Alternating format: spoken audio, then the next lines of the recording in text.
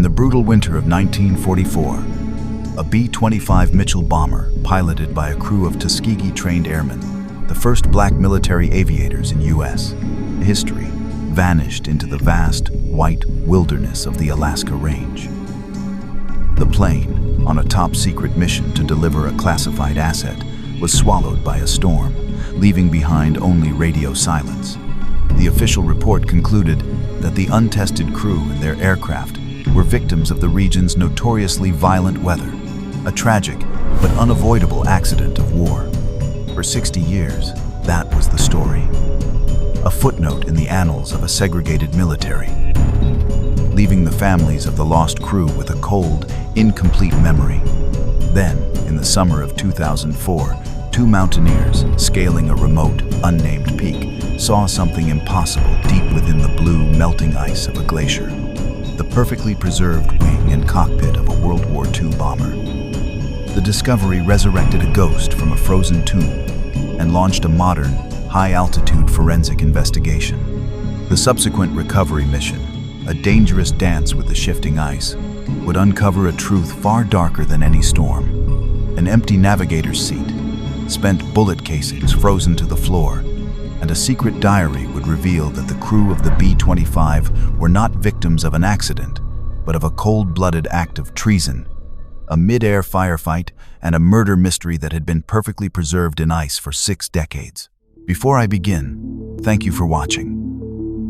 Let me know in the comments, where are you watching from, and what time is it there? It really means a lot to know you're here with us. We're in this together. Now, let me tell you what really happened. The air at Gore Field, on the outskirts of Great Falls, Montana, was thin, cold, and tasted of coal smoke and the promise of a hard winter. For First Lieutenant Samuel Foster, it also tasted of opportunity. He stood on the windswept tarmac, his hands tucked into the pockets of his fleece-lined flight jacket, and watched as the ground crew finished their work on his B-25 Mitchell bomber. It was a rugged, powerful aircraft, a workhorse of the Army Air Forces, but this one was different. It had been modified, its bomb bay fitted with a special heated cradle, its fuel tanks expanded for a long-range flight. Samuel was 24 years old, a graduate of the Tuskegee program and one of the finest pilots in the 477th Bombardment Group. He was a man of quiet intensity and unshakable discipline, a leader who had earned the fierce loyalty of his crew. They were all Tuskegee men, a hand-picked, all-black crew chosen for a mission that was as secret as it was critical. Their task, as briefed to him in a locked room by a grim-faced colonel from Washington, was to ferry this modified bomber and its classified cargo from Montana through the wilds of Canada and the Yukon to an airbase in Fairbanks, Alaska. The nature of the cargo was a mystery. It was a large, steel-banded crate, delivered under armed guard and loaded into the bomb bay by a special team. The crate was sealed with wax stamps bearing the insignia of the U.S. Army Signal Corps. Samuel's orders were simple and absolute. Get the plane and its contents to Fairbanks at all costs. He was not to know what was inside. He was only to know that it was vital to the war effort. His crew was the best the 477th had to offer. His co-pilot, a steady, unflappable man named Daniel Reed, was his right hand. His radio operator, a young, quick-witted sergeant, was the best in the group, but the true star of the crew, and the man Samuel relied on most for the complex navigation of this mission, was his navigator, Second Lieutenant Langston Poole.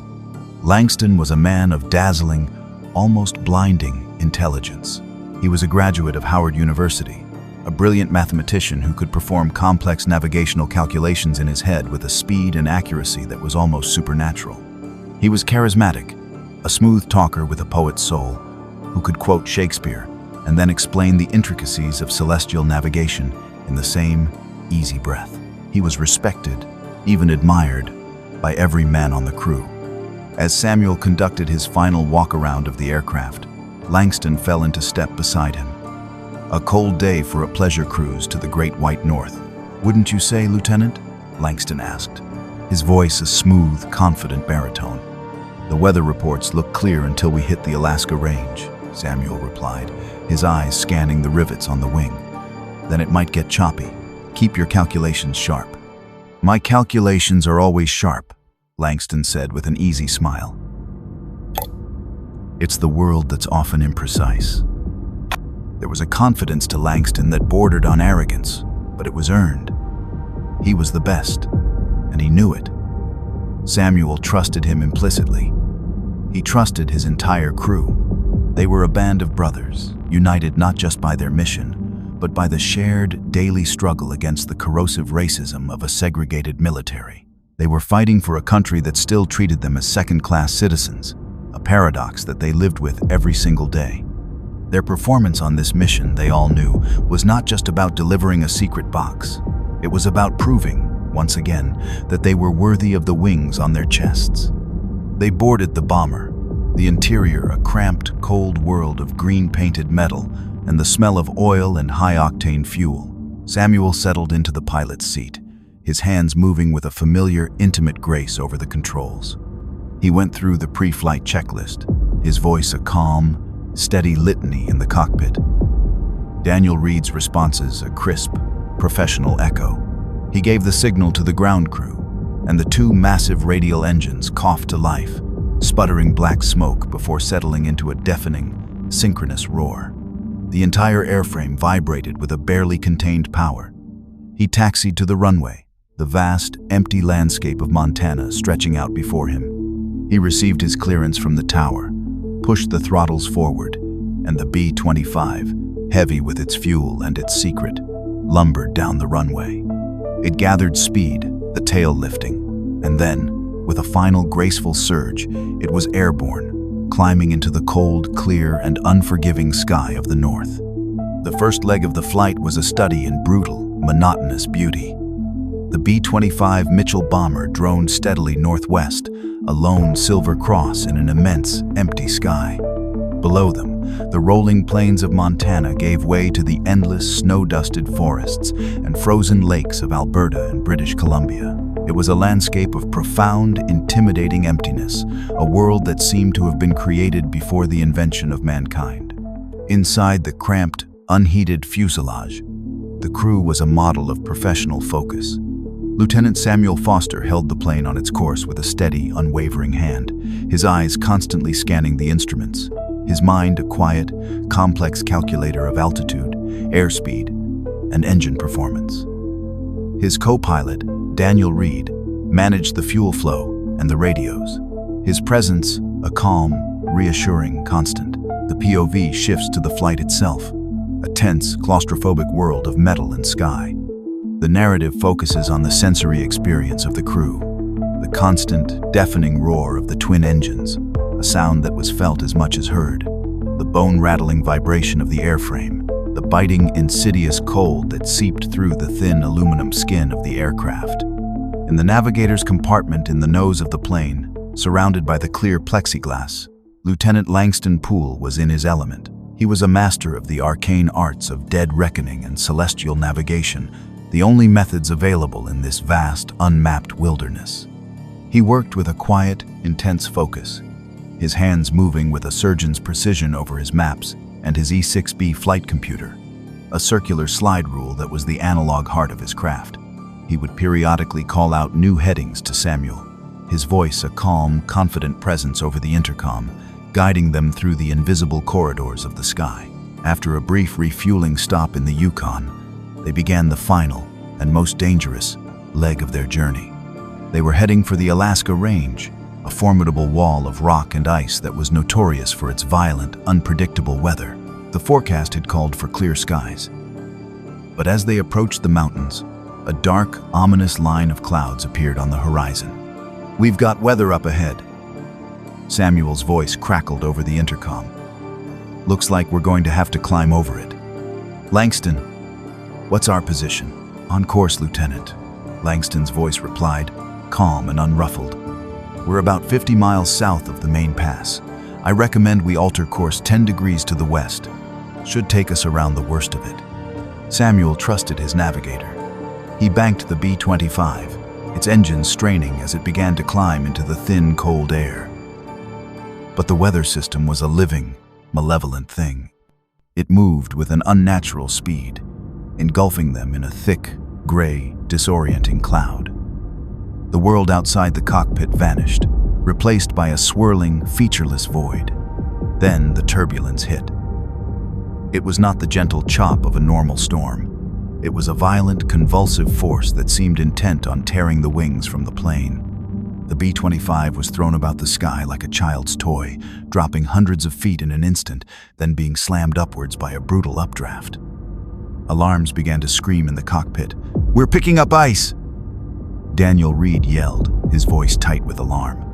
A thick white crust was forming on the leading edges of the wings and the cockpit glass, destroying the delicate aerodynamics of the aircraft. The plane grew heavy, sluggish, its controls turning to mush in Samuel's hands.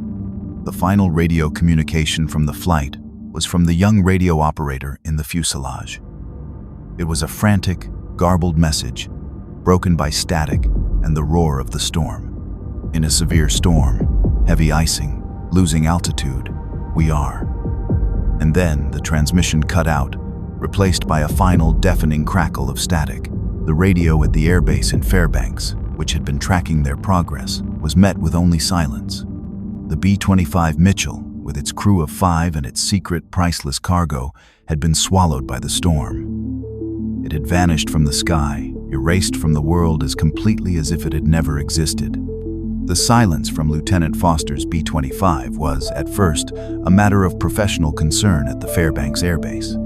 Radio contact was often spotty in the treacherous Alaska range. But as the minutes turned into an hour, and the bomber's estimated time of arrival came and went, the concern hardened into a cold, grim certainty. The plane was down. The U.S. Army Air Forces immediately launched a massive search and rescue operation, but it was an operation that was doomed from the start. The search area was a geographical nightmare.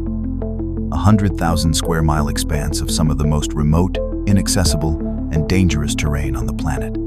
It was a world of unmapped glaciers, razor-sharp ridges, and deep, impenetrable valleys, all of it buried under a fresh blanket of deep winter snow. The POV shifts to the command post in Fairbanks, to a world-weary colonel tasked with finding a needle in a haystack the size of a country. The challenges were immense. The weather, which had brought the plane down, now hampered the search, grounding the spotter planes for days at a time. The technology of the era was hopelessly inadequate for the task. They were searching for a silver plane in a world of white snow and gray rock. The search continued for 3 weeks, a heroic but ultimately fruitless effort. The pilots of the search planes flew dangerous, low-level missions through the treacherous mountain passes, their eyes straining for any sign of wreckage, any wisp of smoke, any glint of metal. They found nothing. The wilderness was a perfect, silent vault, with no wreckage and no survivors. The Army was forced to rely on theory and probability. The Board of Inquiry convened in a cold, hastily assembled Quonset hut. Their primary evidence was the final garbled radio transmission from the bomber. The message was clear. The plane had encountered severe, unexpected icing and violent turbulence. The board's conclusion was swift, logical, and unanimous. The B-25 Mitchell, while a rugged and reliable aircraft, was not designed for the extreme conditions of high-altitude Arctic flight. The severe icing would have added thousands of pounds of weight to the airframe, destroying its lift and making it uncontrollable. The violent turbulence would have placed an unbearable stress on the wings and fuselage. The official accident report concluded that the bomber had suffered a catastrophic in-flight structural failure. It had likely broken apart in midair and been scattered across a vast, inaccessible area, where it was now buried under dozens of feet of snow. The crew was declared killed in the line of duty. The wreckage was deemed unrecoverable. The story was a tragic, but simple, one of man versus nature. A skilled crew had been overwhelmed by a storm of unimaginable ferocity. It was a story that had no villains, only victims. It was a clean, honorable, and definitive ending. The families of the crew were notified by telegram, the cold, impersonal words delivering a lifetime of grief. The secret cargo that the plane had been carrying was written off as a regrettable but unavoidable loss of war. The file on the lost B-25 was stamped closed and sent to the archives. The war moved on. The world moved on. And the 5 Tuskegee airmen and the secret they were carrying were left to the profound frozen silence of the Alaska Range. 60 years. For Dr. Evelyn Reed, the 60 years since her father's B-25 had vanished were a long, slow, and quiet excavation of a memory. She was a respected professor of American history at Howard University, a woman who had dedicated her life to the study of the African-American military experience. Her office was a shrine to this passion, its walls lined with books on the Buffalo Soldiers, the Harlem Hellfighters, and, most prominently, the Tuskegee Airmen. She was 5 years old when her father, co-pilot Daniel Reed, had disappeared. Her memories of him were a collection of faded sensory snapshots. The smell of leather and oil on his flight jacket, the deep, rumbling sound of his laugh, the feeling of his strong, calloused hands lifting her into the air as if she were a small airplane. But her life's work was not driven by sentiment. It was driven by a historian's relentless pursuit of the truth.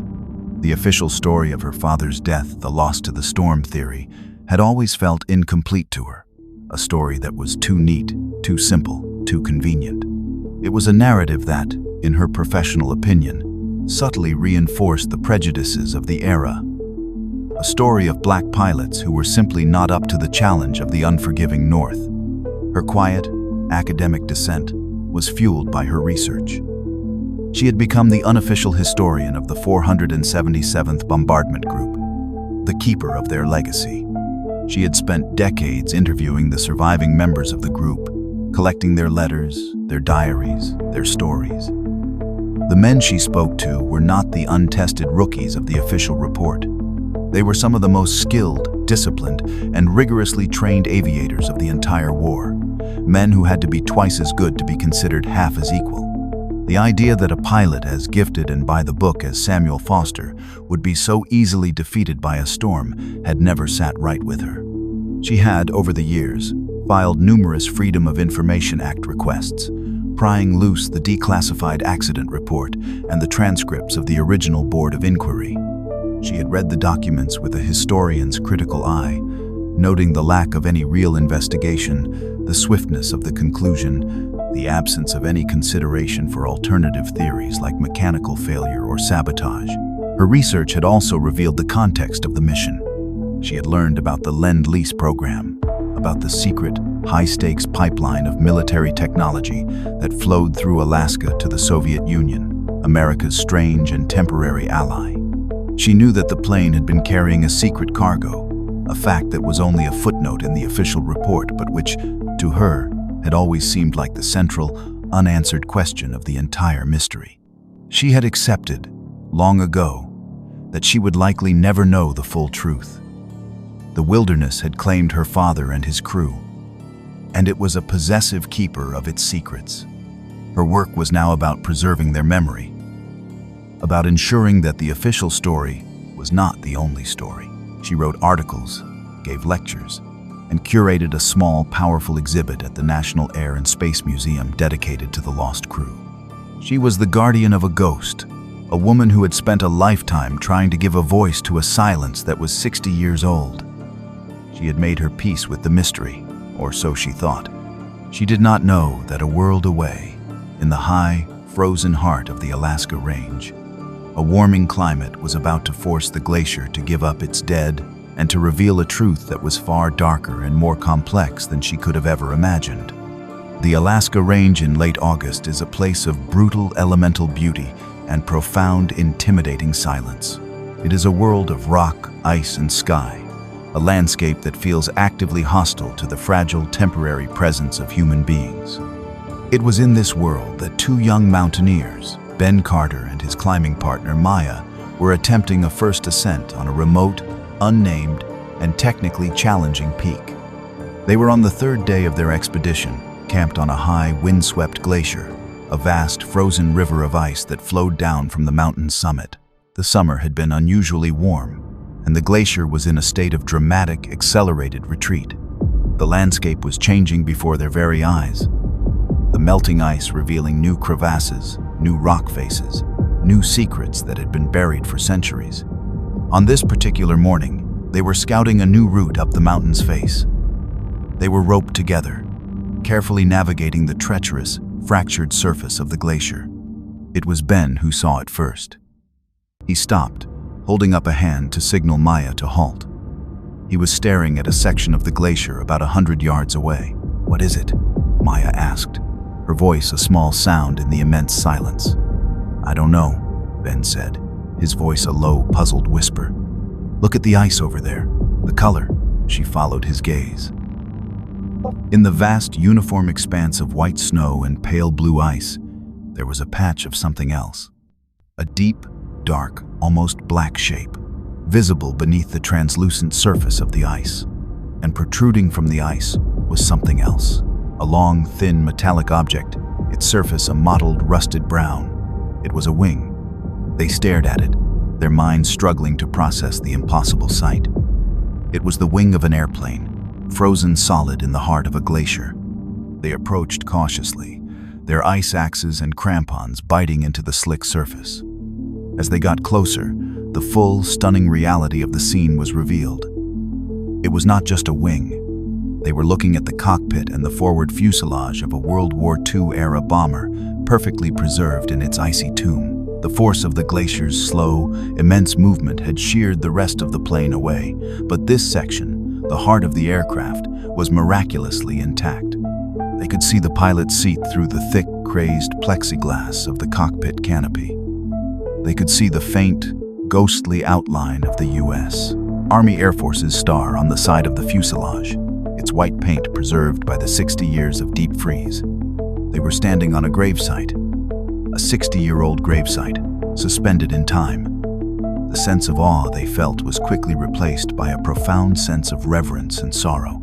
They were looking at the final frozen moments of a group of men who had died a lifetime ago. They did not touch anything. They knew they had stumbled upon something of immense historical importance. They spent the next hour documenting the scene with their camera, taking wide shots of the location, close-ups of the wreckage, their modern, brightly colored climbing gear a stark, surreal contrast to the dark, frozen relic of the past. They took a precise GPS coordinate and then began the long, somber journey back to civilization. Their own personal quest for a first ascent was forgotten, replaced by a new, more important mission. They were carrying a message out of the high, frozen wilderness, a message that would reawaken a 60-year-old mystery and finally break the silence of the ice. The discovery of the B-25 Mitchell wreckage in the Alaskan Glacier sent a ripple through the quiet, specialized world of military historical recovery. The case was immediately assigned to the Defense POW, MIA Accounting Agency, DPAA, the modern successor to the SIL-HI. The man tasked with leading the unprecedented recovery mission was Dr. Graham Scott. Scott was a civilian scientist, an aviation archaeologist, and forensic anthropologist who had been contracted by the DPAA for his unique expertise. He was a man in his late 40s, with a lean, weathered face and a quiet, academic demeanor that concealed a deep, almost obsessive passion for his work. He was a man who spoke the language of twisted metal and fragmented bone, a detective whose crime scenes were often decades old and thousands of feet up a mountainside. The logistical challenges of this particular mission were unlike anything he had ever faced. The crash site was located at over 14,000 feet on an active, moving glacier in a region accessible only by helicopter. The work would have to be done in the short, unforgiving window of the late summer before the brutal Alaskan winter descended and reburied the site in dozens of feet of new snow. The POV shifts to the procedural scientific world of the recovery mission. The narrative details the establishment of a high-altitude base camp, a small, self-sufficient city of specialized tents and equipment, flown in piece by heavy-lift helicopters. The mood at the camp is one of quiet, intense focus. Scott's team is a small, elite group of specialists, forensic anthropologists, mountaineering experts, and, most critically, a team of glaciologists who will be responsible for the most delicate and dangerous part of the operation, safely melting the 60-year-old ice without destroying the evidence it contains. The work is a slow, painstaking, and often dangerous dance with the environment. The glacier is a living entity, groaning and shifting, its surface a maze of hidden crevasses. The team works roped together, their brightly colored parkas a stark contrast to the vast monochromatic world of ice and rock. The centerpiece of their operation is a custom-built, heated enclosure that they construct over the exposed section of the wreckage. Inside this enclosure, they use a system of low-pressure steam wands to slowly, meticulously melt the ancient, blue ice layer by millimeter layer. It is a form of reverse archaeology, a process of revealing the past instead of digging for it. As the ice melts, the B-25 begins to emerge from its 60-year tomb. The preservation is breathtaking. The green, zinc chromate paint of the cockpit interior is still vibrant. The leather of the pilot's seat is cracked but intact. The dials of the instrument panel are still legible beneath a thin film of ice. While his team works on the ice, Dr. Scott begins his own historical investigation. He builds a detailed file on the lost crew, on the pilot, Samuel Foster, and on the plane's final, secret mission. He speaks by phone with Dr. Evelyn Reed, the historian daughter of the co-pilot, her voice a bridge to a past that he is now touching with his own hands. She tells him of her father, of her lifelong doubts about the official story, of the quiet, persistent feeling that the accident was too simple an explanation. Scott, a man of science, does not deal in feelings.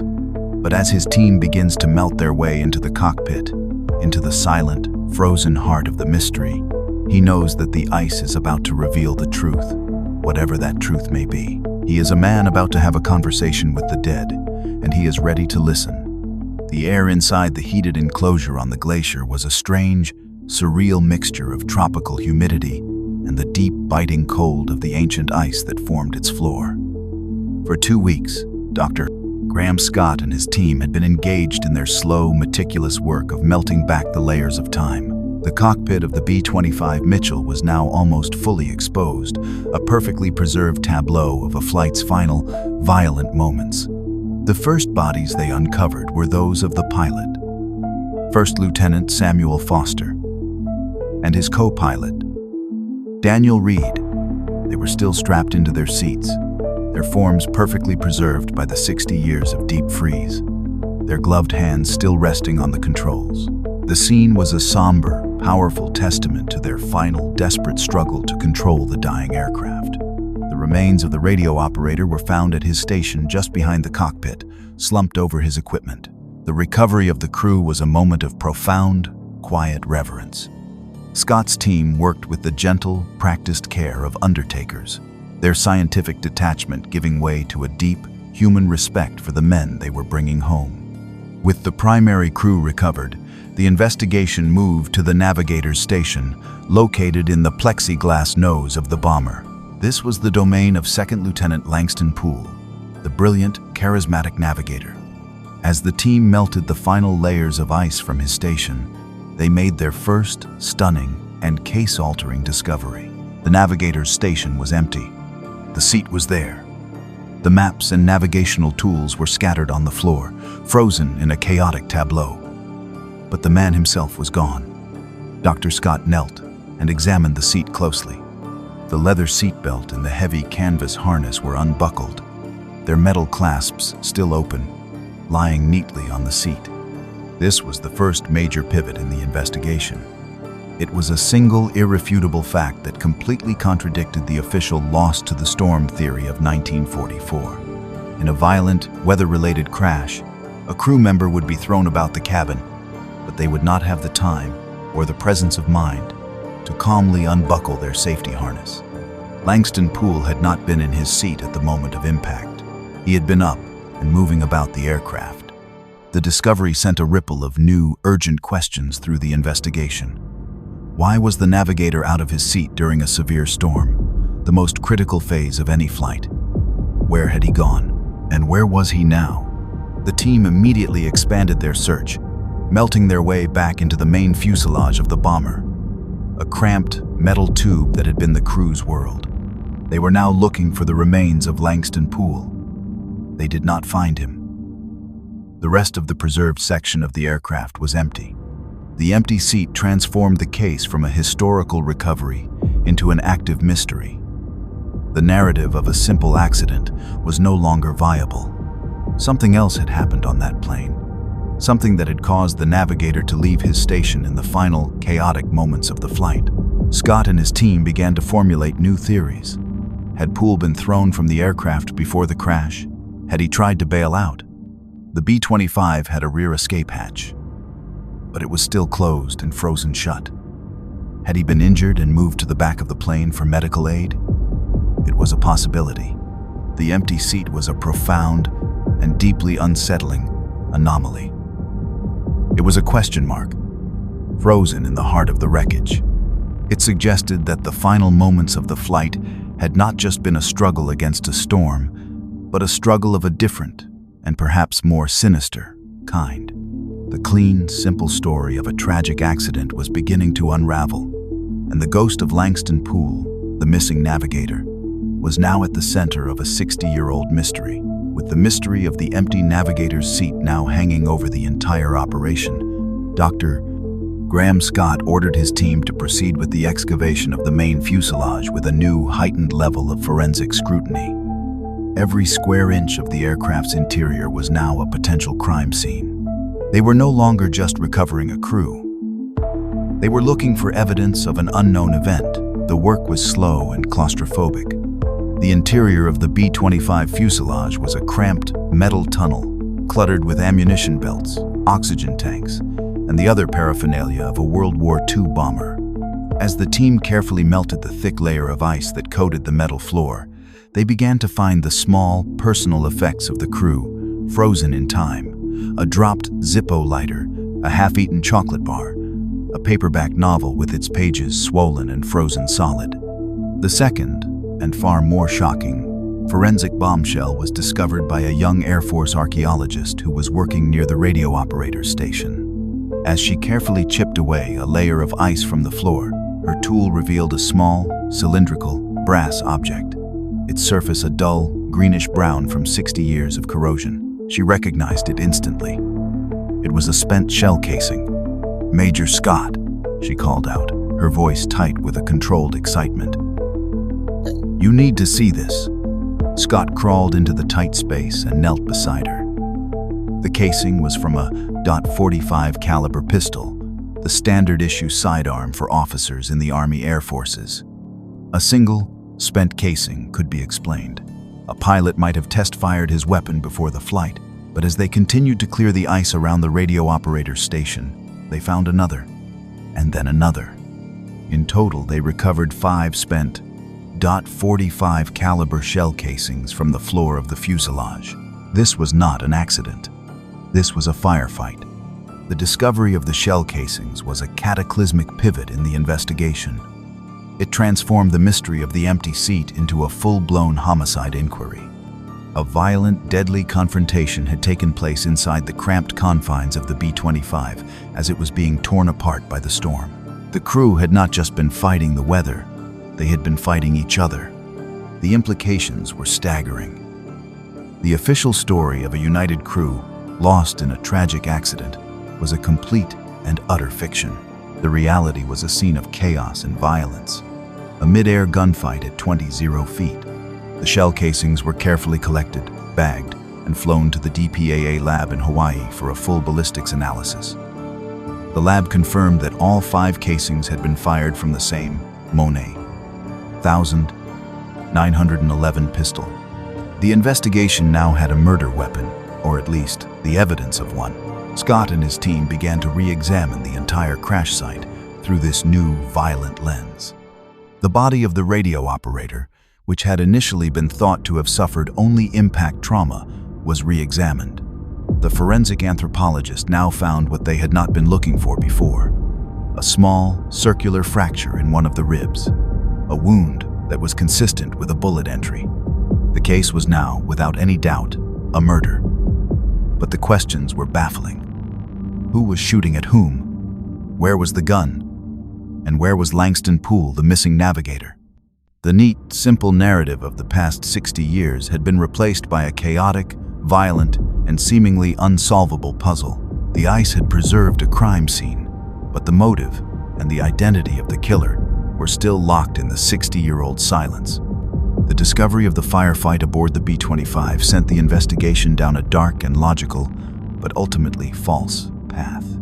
With the evidence of a violent, internal conflict, the most immediate and plausible theory was that the crew, under the extreme, life-threatening stress of the storm and the severe turbulence, had suffered a catastrophic breakdown of discipline.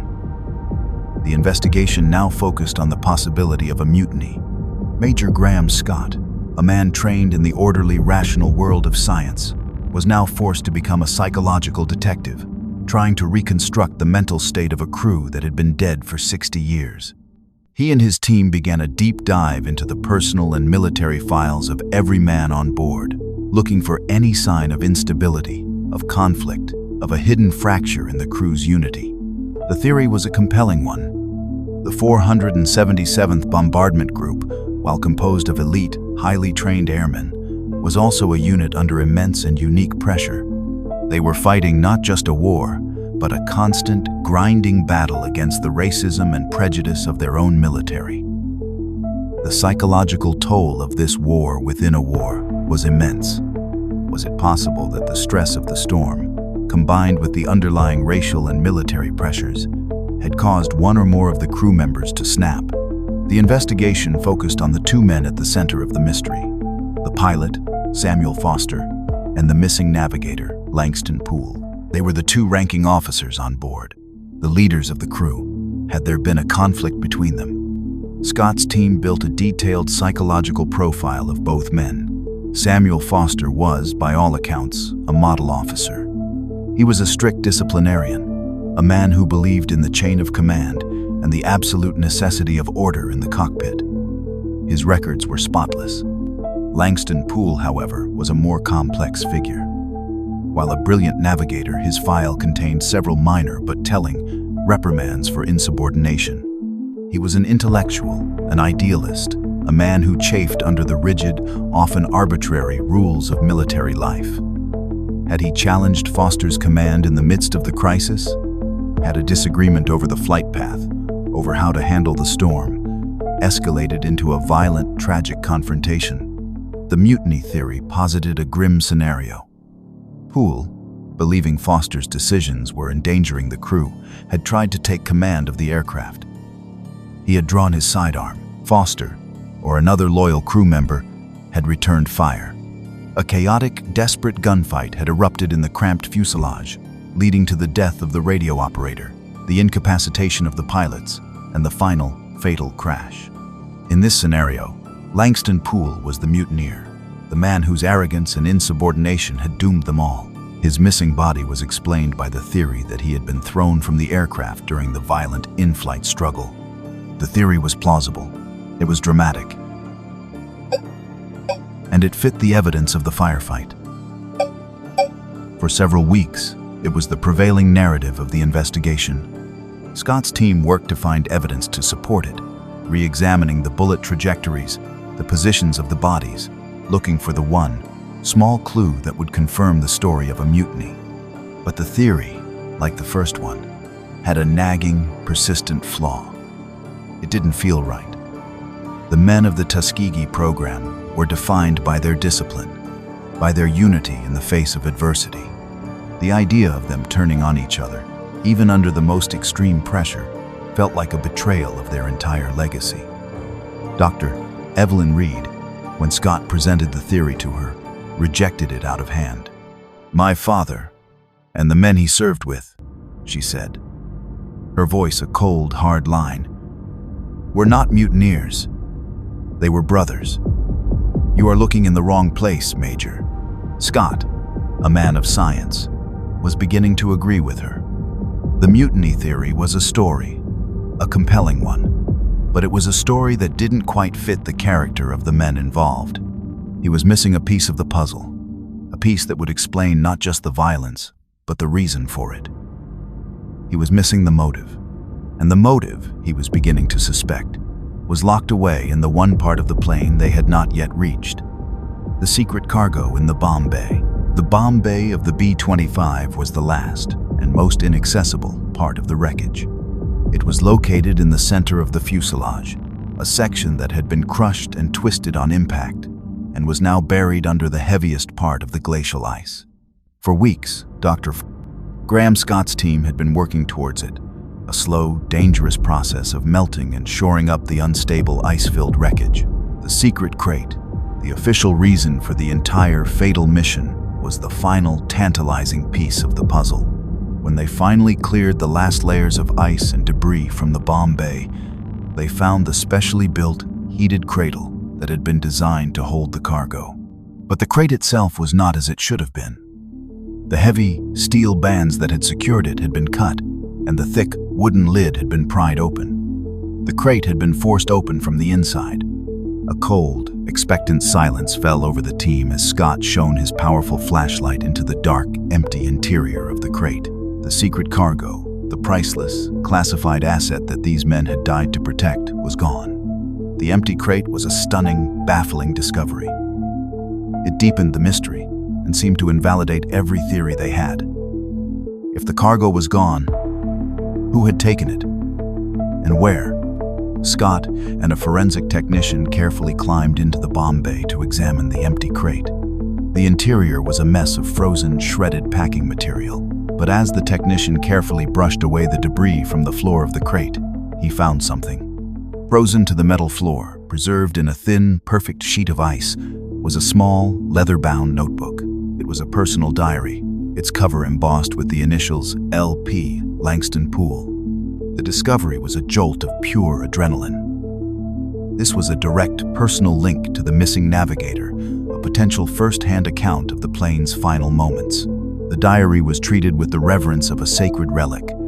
It was carefully extracted from the ice, placed in a climate-controlled, nitrogen-filled container, and flown immediately to the DPAA's Document Restoration Lab in Hawaii. The process of preserving and reading the 60-year-old, ice-damaged diary was a race against time. The lab specialists worked around the clock, using a combination of freeze-drying and infrared imaging to make the faded, water-blurred ink legible.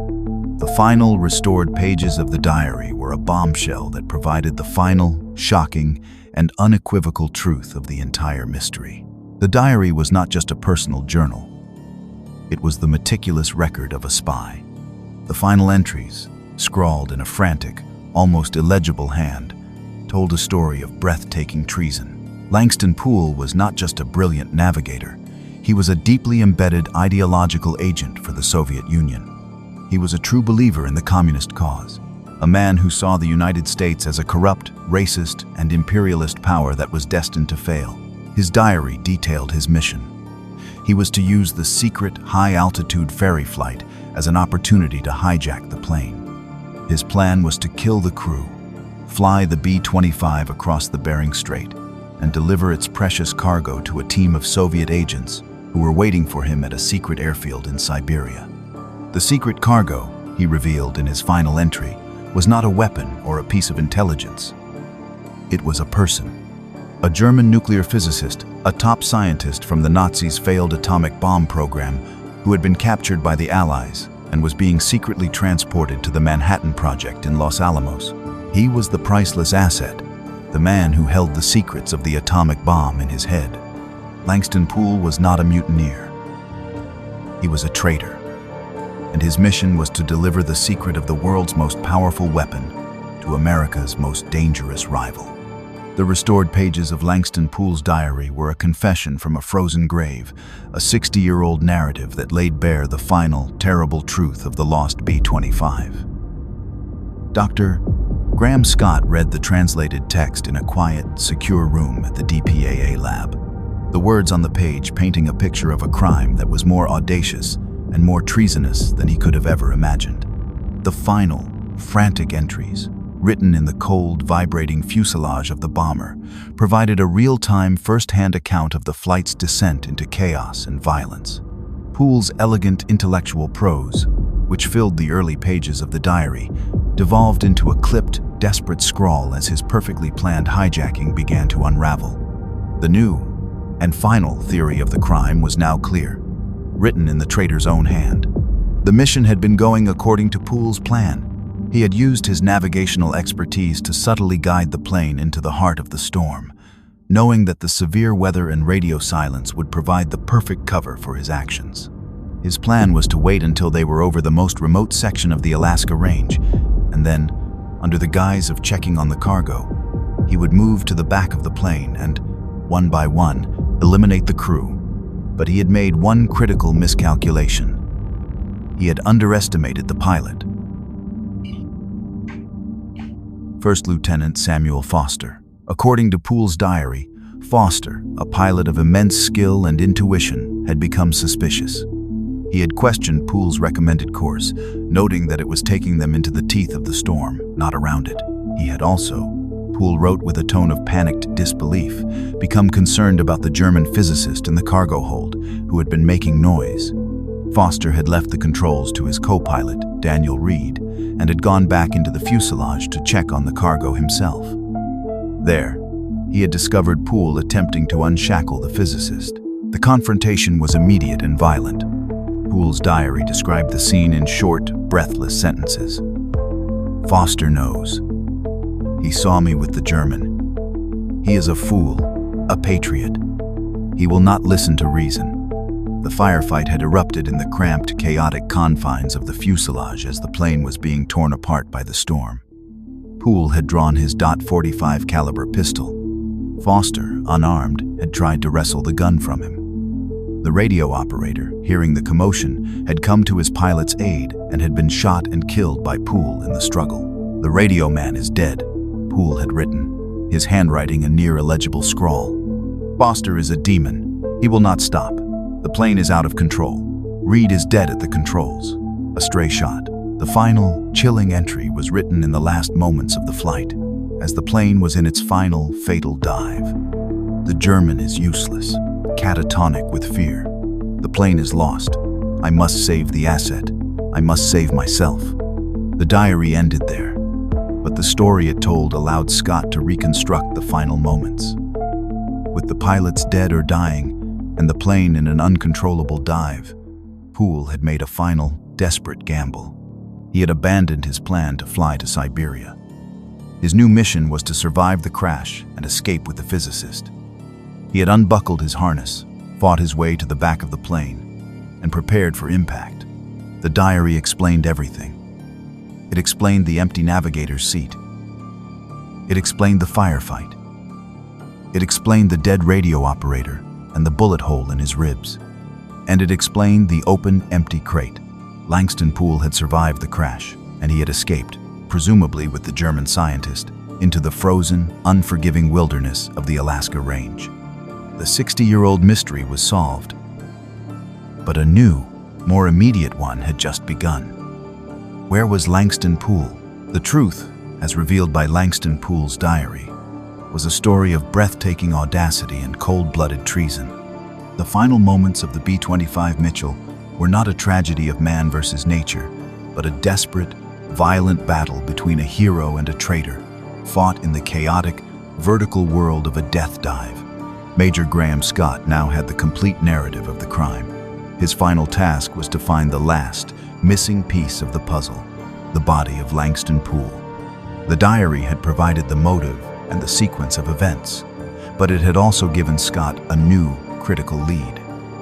In his final scrawled entry, Poole had written, "The plane is lost. I must save the asset. I must save myself." This suggested that Poole, and presumably the German physicist, had survived the initial impact. Scott and his team immediately shifted the focus of their operation. They were no longer just excavating the main crash site. They were now conducting a search and recovery mission for 2 more bodies, in a landscape that was one of the most dangerous on Earth. He brought in a team of glaciologists and mountaineering experts.